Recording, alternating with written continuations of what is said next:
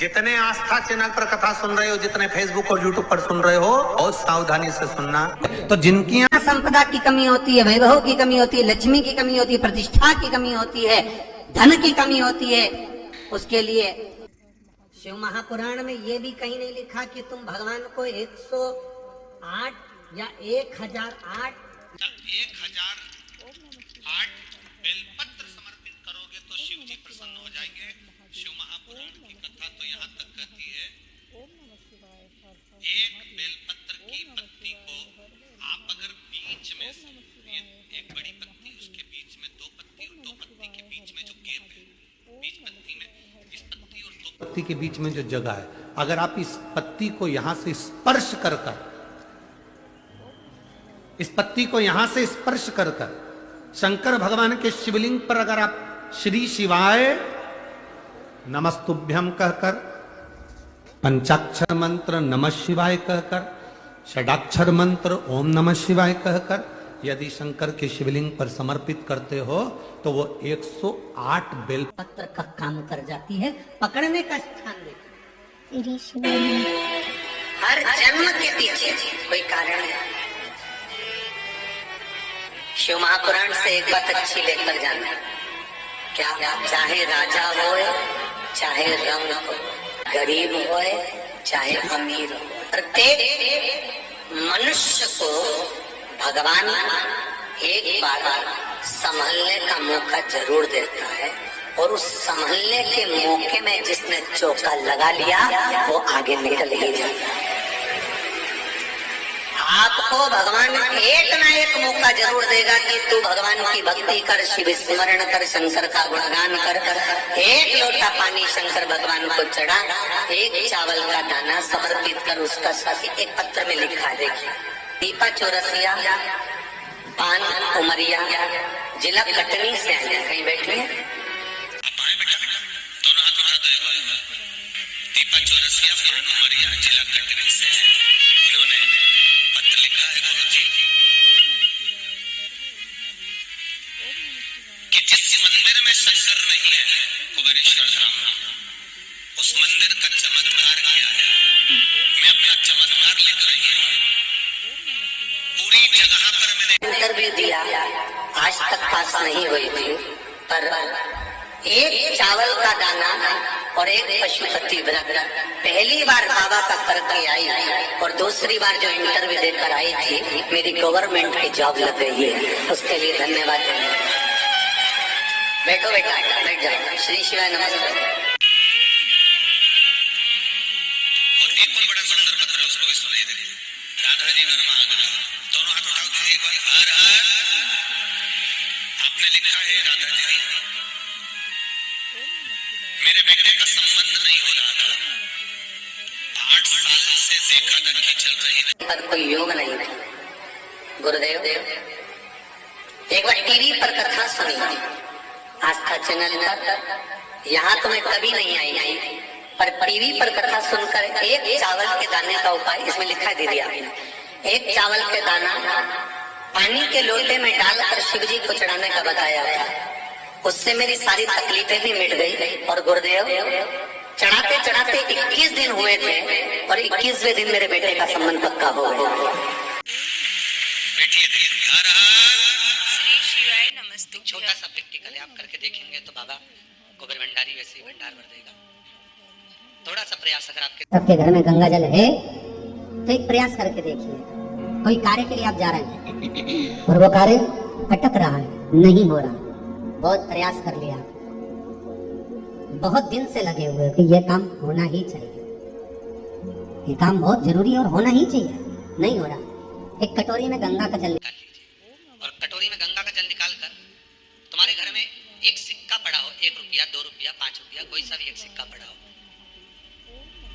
जो सिक्का पड़ा हो, कुंदकेश्वर महादेव का नाम लेकर, जहाँ परिंदा होता है, पानी का मटका होता है, पितरों का स्थान होता है, हंडा भरते हो, मटका भरते हो, उसके पास में उस कटोरी को रखकर 1 का सिक्का, 2 का सिक्का, 5 का सिक्का, 10 का सिक्का, जो तुम्हारे पास सिक्का पड़ा हो, जो भी तुम्हारे पास पड़ा हो, वो सिक्के को हथेली में लेकर कुंदकेश्वर महादेव का नाम लेकर उस कटोरी में डाल दीजिए और उस जल को नैनों से लगाकर आप काम के लिए निकल जाइए। वो काम आपका सफल होकर ही रहेगा, छूट नहीं सकता। गंगा के जल में वो बल होता है। और आप जो सिक्का डाल रहे हो वो ये समझ कर डाले कि कुंदकेश्वर महादेव को मैं गंगा में स्नान करने के लिए, हमारे यहाँ पहले हमने भी देखा, आपने भी देखा होगा, किसी जब बारिश नहीं होती है या कोई काम अटक जाता है, जब बारिश, तो क्या करते थे पहले के जमाने में कि मंदिर को पैक कर दे, उसमें पानी भर दे शंकर जी के ऊपर। आपने कई जगह देखा होगा, उसमें शिव जी को डुबा तो किसके लिए डुबाते थे? कुंदकेश्वर महादेव के। ये नियम है कुंदकेश्वर महादेव का। पर आज के जमाने में तो चंपेश्वर महादेव है तो उनको भी डुबा दे, गुप्तेश्वर महादेव है तो उनको भी डुबा दे। ये उनके लिए नहीं। कुंदकेश्वर महादेव किनका नाम है? जम के बोलिए, कुंदकेश्वर महादेव।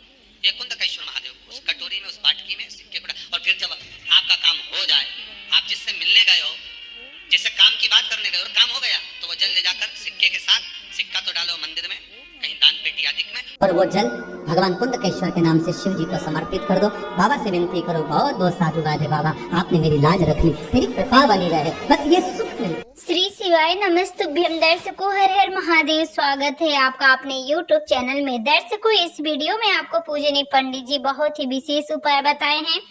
यदि आपकी कोई विशेष मनोकामना है, बहुत दिनों से पूरी नहीं हो रही है, तो आप एक बार इस उपाय को अवश्य करिएगा।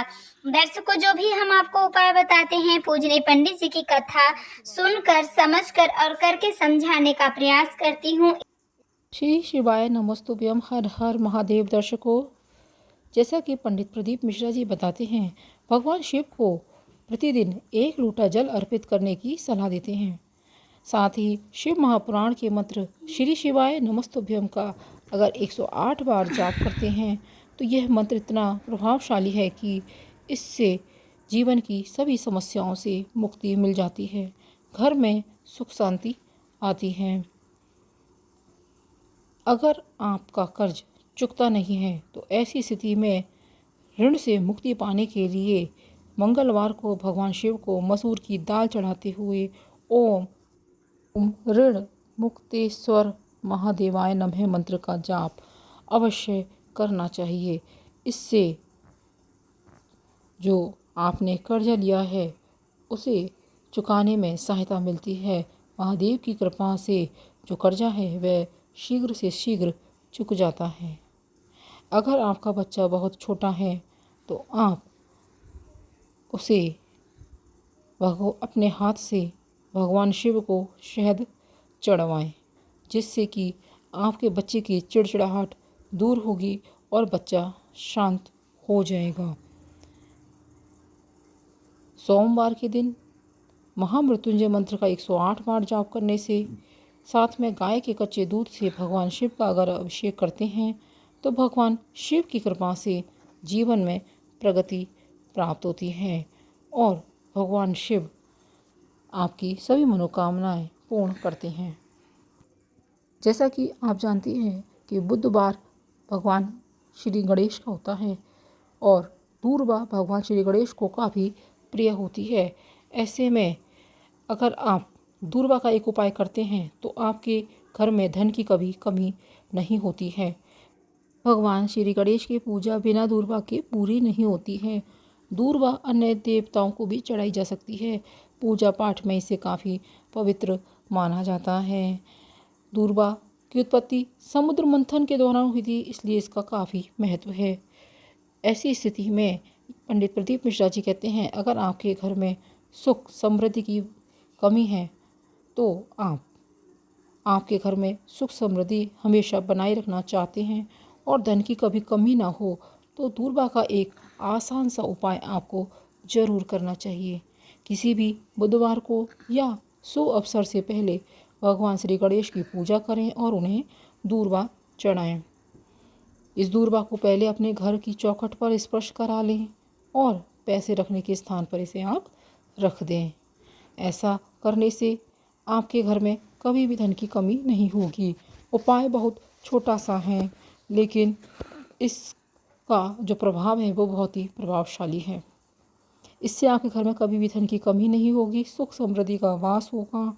और जब ये दूर्वा सूख जाए तो इसे नदी में प्रवाहित कर दें, और अगर नदी नहीं है तो आप इसे किसी वृक्ष के नीचे भी रख के आ सकते हैं। अगर आपको दर्शकों यह जानकारियाँ पसंद आई हैं तो इस वीडियो को लाइक कीजिएगा, शेयर कीजिएगा, कमेंट बॉक्स में हर हर महादेव अवश्य लिखिएगा। साथ में चैनल पर नए आए हैं तो इस चैनल को सब्सक्राइब जरूर कर लीजिएगा। मिलते हैं अगली वीडियो में। श्री शिवाय नमस्तुभ्यम। हर हर महादेव। ओम नमः शिवाय।